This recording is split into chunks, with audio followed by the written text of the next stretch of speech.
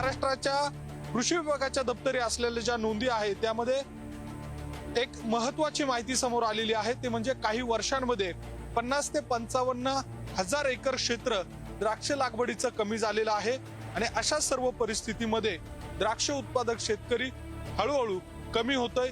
कधी आसमानी संकट तर कधी सुलतानी संकट, अशा संकटाचा सामना करत द्राक्ष उत्पादक शेतकरी द्राक्ष बागा जगवण्यासाठीची धडपड करतोय.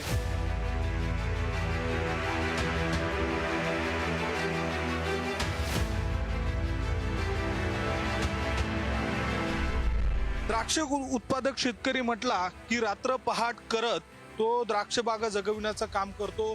माझ्यासोबत साकोरे मिग या गावातील द्राक्ष उत्पादक शेतकरी आहे, त्यांच्याशी आपण बोलणार आहोत. काय सांगाल, एकूणच ही संपूर्ण द्राक्ष बागेची स्थिती, येणाऱ्या समस्या, काय मनामध्ये चिंतन सुरू आहे? नमस्कार. हवामान बदल, वाढणारे कृषी निविष्ठांचे दर आणि कोरोना काळ, नोटबंदी या सर्व समस्यांना सामना करत शेतकरी दरवर्षी चांगल्या प्रकारे द्राक्ष उत्पादन घेत आहे. परंतु मागच्या वर्षी पडलेला दुष्काळ त्यामुळे शेतकरी आता हतबल झाला आहे. दुसऱ्या पिकाकडे शेतकरी वळत आहे. या सगळ्या भागामध्ये अनेक शेतकऱ्यांना चुना लावून गेलेले आहेत, अद्यापही त्याचा त्या शेतकऱ्यांना मोबदला मिळालेला नाही. ती नेमकी काय भीती असते तुमच्या सगळ्या शेतकऱ्यांच्या मनात? हो, ते तर आहेच.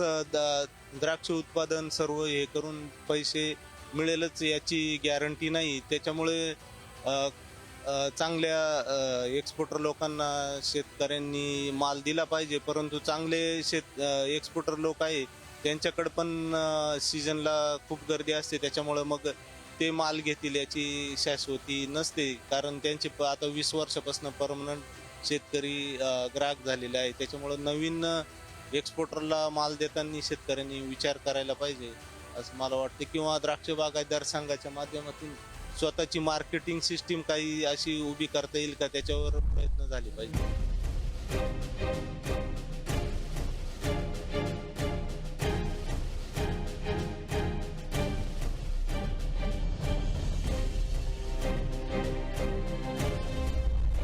वाढलेला उत्पादन खर्च आणि त्या तुलनेत मिळणारा दर हा अत्यल्प आहे द्राक्षाला.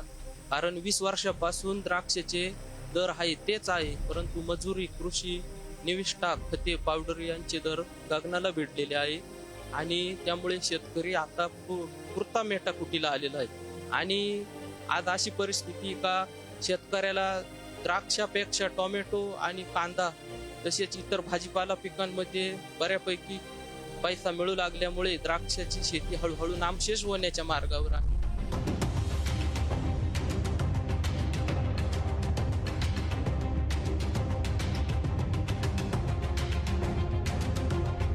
नवीन व्हरायटींचा मार्केटमध्ये येणं फार गरजेचं आहे. का बरं, जुन्या व्हरायट्यांचा रेजिस्टन्स फार कमी झाला. पाऊस कधी पण होतो, त्याच्यामुळे नुकसानी होतात, ट्रॅकिंगच्या समस्या आहे आणि इतर भरपूर समस्या, किपिंग क्वालिटी, माल लवकर पोचत नाही त्याच्या संदर्भात. नवीन जर व्हरायटी आला तर त्या रजिस्ट करता, जास्त दिवस टिकता, स्टोरेज कॅपॅसिटी चांगली असते आणि पोचण्याची कॅपॅसिटी पण चांगली असते. त्याच्यामुळं नवीन व्हरायट्यांकडनं वळणं फार गरजेचं आहे. द्राक्ष बागायतदार टिकून राहावा या दृष्टीने आपण प्रयत्न करत आहे, जनजागृती देखील करत आहे. मात्र बेसिक काय कारण आहेत की द्राक्ष बागेचा जो कल होता तो घटत चाललाय आणि तो दुसऱ्या पिकांकडे का वळतोय? यामध्ये मुख्य भाग जो आहे क्लायमेट चेंजचा होता, की ज्याच्यामुळे ऐन जो काही छाटणीच्या वेळेस असेल किंवा माल तयार होण्याच्या वेळेस, पाणी सुटण्याच्या वेळेस असेल किंवा पाणी उतरण्याच्या वेळेस असेल किंवा एक्सपोर्टच्या वेळेस असेल, तर तो जो वातावरणातला बदल आहे त्याच्यामध्ये नुकसान होत आहे शेतकऱ्यांना. आणि त्याचबरोबर दुसरी गोष्ट, स्थानिक बाजारपेठेतले जे भाव आहेत ते अतिशय तुटपुंजेच आहेत. त्याच्यामध्ये विशेष अशी वाढ मिळाली नाही.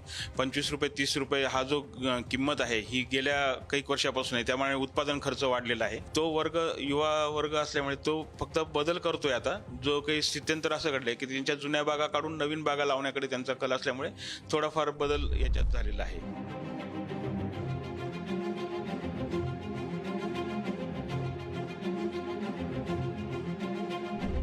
आमच्यापर्यंत गोड द्राक्ष पोहोचवण्यासाठी त्यांच्या कडू कहाण्या आज आपण जाणून घेण्याचा प्रयत्न केलाय.